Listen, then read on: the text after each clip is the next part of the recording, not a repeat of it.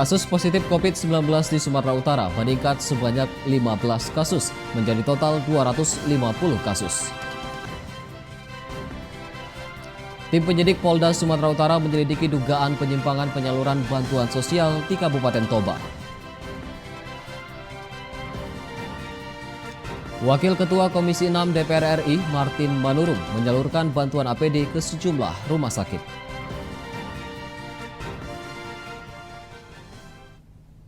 Halo pemirsa, senang sekali kami dapat kembali hadir di hadapan Anda dalam program Wajah Sumut edisi Kamis 21 Mei 2020.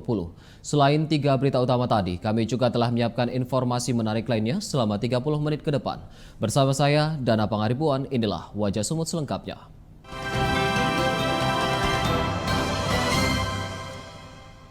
Kasus positif COVID-19 di Sumatera Utara meningkat sebanyak 15 kasus menjadi 250 kasus yang terkonfirmasi dari pemeriksaan PCR. Sementara jumlah PDP yang masih menjalani perawatan sebanyak 196 pasien. Tanggal 20 Mei 2020, pukul 6. Data tersebut dikonfirmasi Gugus Tugas Percepatan Penanganan COVID-19 Sumatera Utara per tanggal 20 Mei 2020, pukul 16 waktu Indonesia Barat. Jumlah kasus positif COVID-19 bertambah sebanyak 15 kasus menjadi total 250 kasus yang telah terkonfirmasi dari pemeriksaan PCR, sedangkan PDP sebanyak 196 pasien.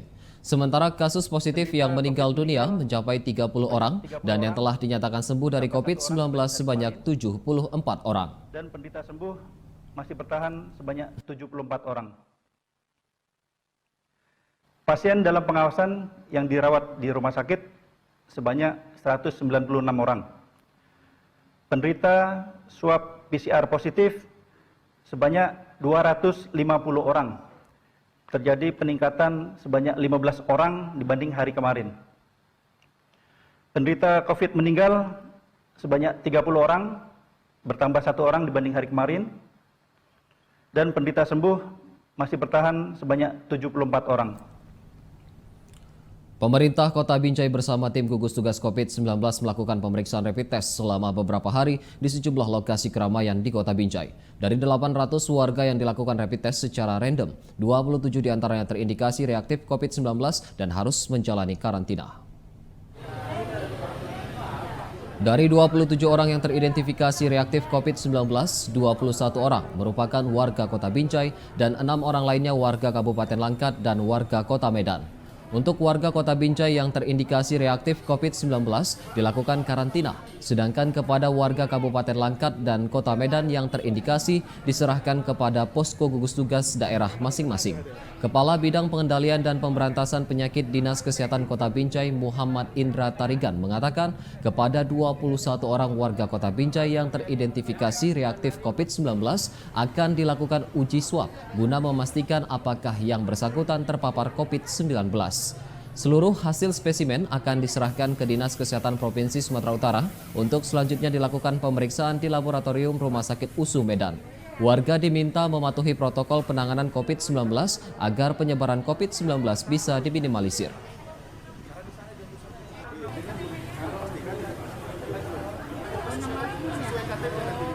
Wali Kota Binjai melakukan sidak ke pasar tradisional Tapip Kota Binjai. Saat sidak, Wali Kota sempat menegur para pedagang karena menggelar lapak dagangan di badan jalan.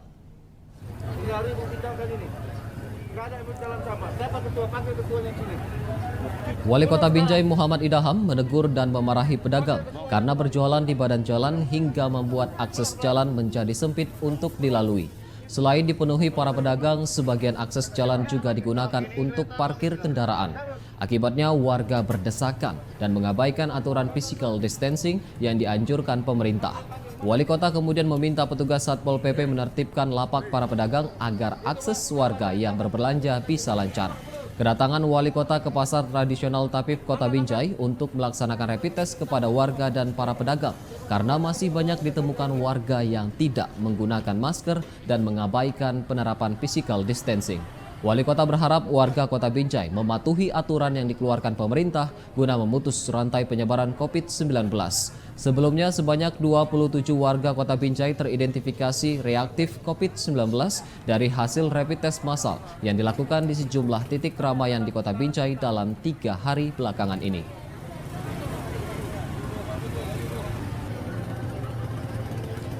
Sementara ratusan warga di kota Gunung Sitoli berdesakan dan mengabaikan protokol pencegahan COVID-19 untuk memperoleh BST senilai Rp600.000 di kantor pos Gunung Sitoli.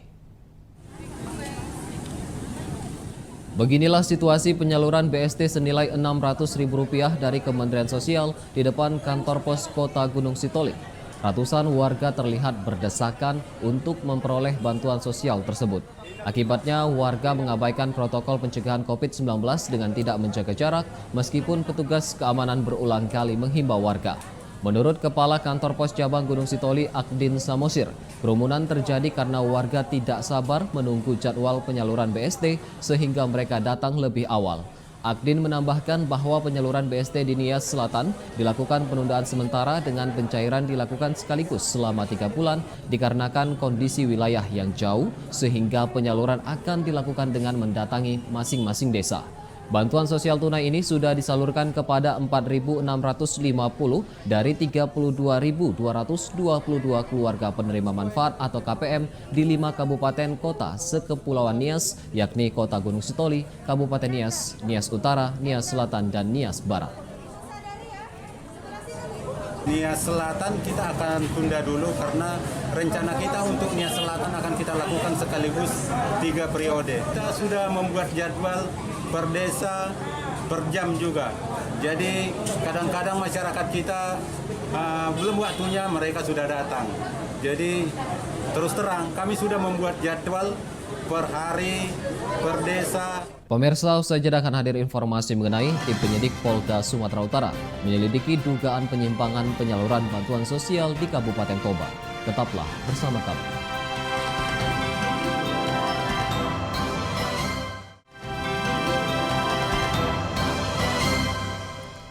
Anda masih bersama kami di Wajah Sumut. Tim penyidik Polda Sumatera Utara menyelidiki dugaan penyimpangan penyaluran bantuan sosial bagi masyarakat terdampak COVID-19 yang disalurkan oleh pemerintah Kabupaten Toba. Tim penyidik melakukan pemeriksaan terhadap penyedia barang dan ruang staf ahli kantor Bupati. Kepada penyedia barang untuk bantuan sosial, tim Polda Sumut mengajukan sejumlah pertanyaan terkait jenis barang serta jumlah yang diperuntukkan dalam bantuan kepada masyarakat. Sementara pada pemeriksaan di kantor staf ahli Bupati dilakukan secara tertutup. Dari pemeriksaan yang dilakukan di ruang staf ahli Bupati, petugas membawa sejumlah berkas diduga terkait penyaluran bansos. Saat ditanyai wartawan perihal pemeriksaan yang dilakukan, tidak ada satupun pihak yang berkenan memberikan keterangan.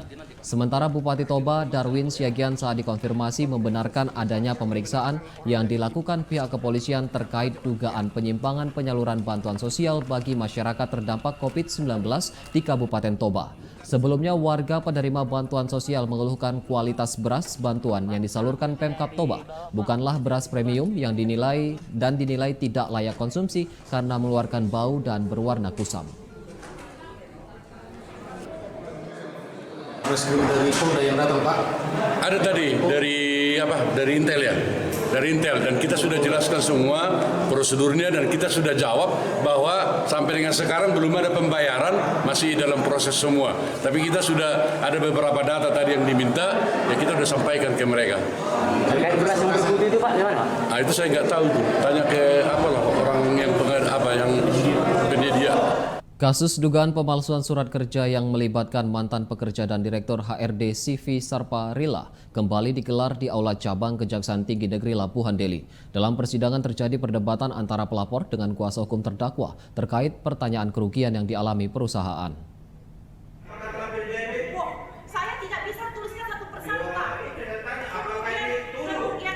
Sidang kasus dugaan pemalsuan surat kerja digelar secara daring di Aula Cabang Kejaksaan Tinggi Negeri Labuhan Deli, Sumatera Utara.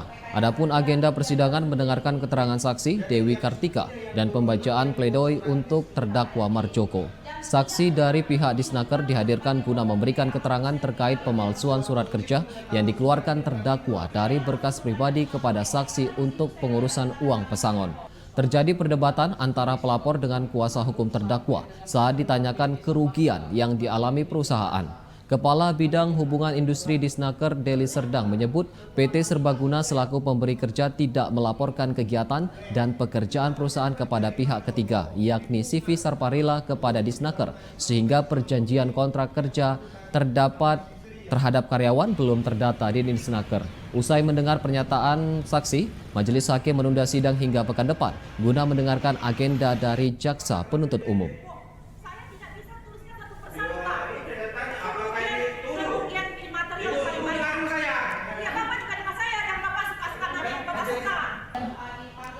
Kita ke berita selanjutnya. Seorang pria di Kecamatan Padang Sidimpuan Tenggara, Padang Sidimpuan melakukan tindak asusila terhadap anak tirinya. Dalam aksinya pelaku mengancam korban akan menceraikan ibunya. Pelaku Musbar Jambak, usia 47 tahun, warga desa Manunggang Julu, Kecamatan Padang Sidimpuan Tenggara, Padang Sidimpuan.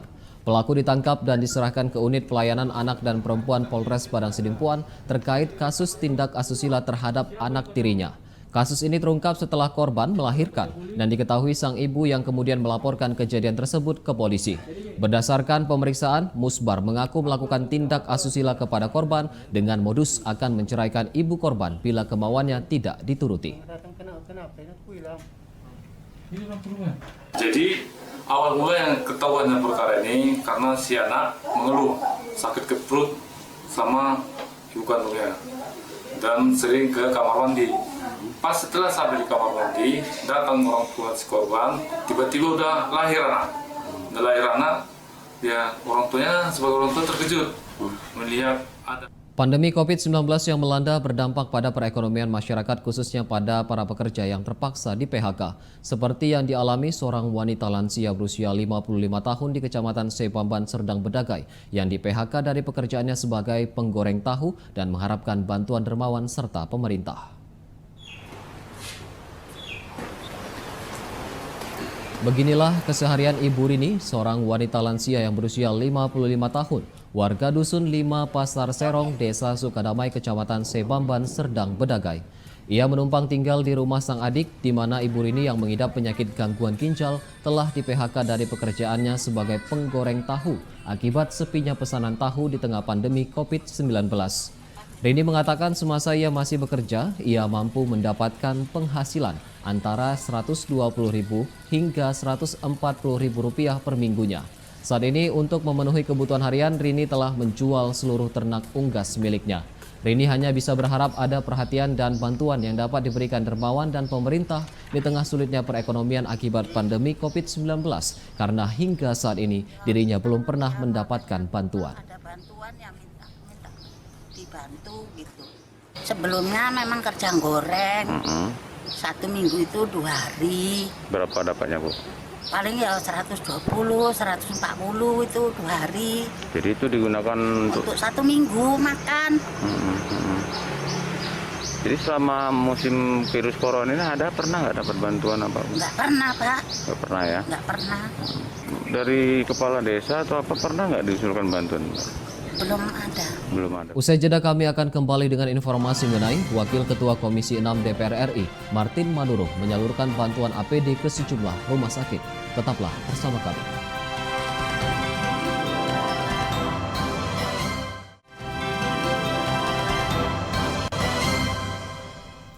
Kembali lagi di Wajah Sumut. Guna mendukung kinerja tim medis melawan COVID-19, Wakil Ketua Komisi 6 DPR RI fraksi Partai Nasdem, Martin Manurung, menyalurkan bantuan APD kepada sejumlah rumah sakit yang ada di Tapanuli Raya.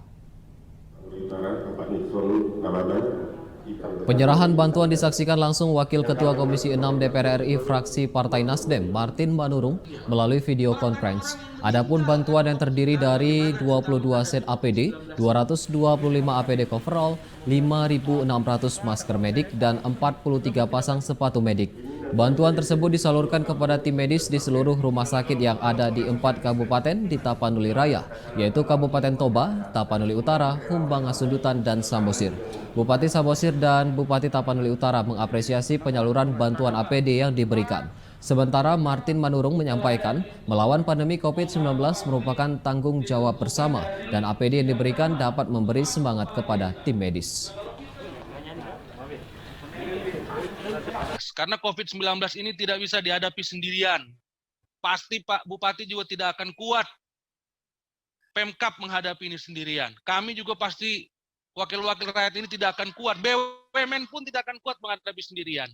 Tapi kalau kita sama-sama bergotong royong, itulah falsafah nenek moyang kita, bergotong royong kita bisa melakukannya. Anggota DPRD Sumatera Utara dari Partai Nasdem memberikan bantuan kepada keluarga korban kebakaran di Desa Pantai Gemi, Langkat yang terjadi pada sepekan lalu. Bantuan diberikan untuk membantu warga terdampak kebakaran di tengah kesulitan ekonomi akibat pandemi COVID-19. Bantuan diserahkan langsung anggota DPRD Sumatera Utara Ricky Antoni bersama sejumlah pengurus organisasi kepemudaan Ikatan Pemuda Karya Langkat kepada 3 keluarga korban kebakaran. Bantuan yang diberikan berupa sembako dan uang tunai. Anggota DPRD Ricky Antoni berharap bantuan yang diberikan bisa meringankan beban warga korban kebakaran di tengah kesulitan ekonomi yang dialami banyak warga akibat pandemi COVID-19. Sebelumnya, peristiwa kebakaran yang menghanguskan 3 unit rumah terjadi di Desa Pantai Gemi dan Kelurahan Dendang pada sepekan lalu. Akibat kebakaran tersebut, para korban mengalami kesulitan dalam memenuhi kebutuhan sehari-hari.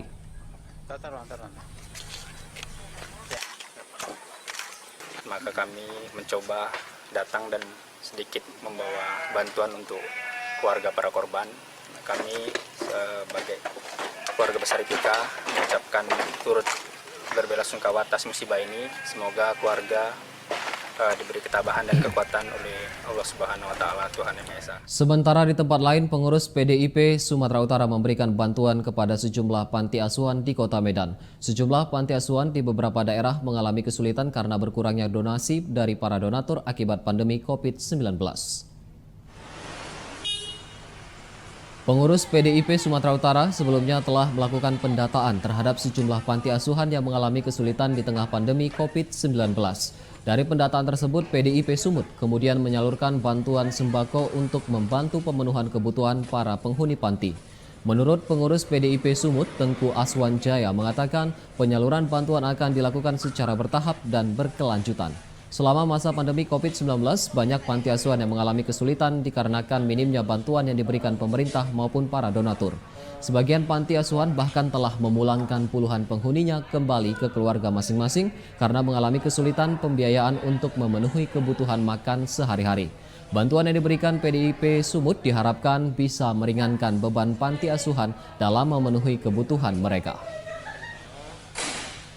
Memberikan sumbangan sembako ke panti-panti asuhan di Kota Medan sebagai bentuk keprihatinan DPD Perjuangan kepada anak-anak yatim di sebuah panti asuhan, karena informasi yang saya dengar bahwa donatur-donatur yang sebelumnya ada itu mulai berkurang karena dampak.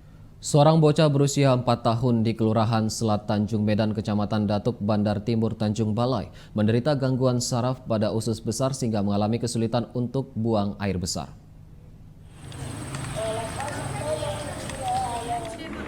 Inilah Fahrul Rozi, bocah berusia 4 tahun asal Kelurahan Selat Tanjung Medan, Kecamatan Datuk, Bandar Timur, Tanjung Balai.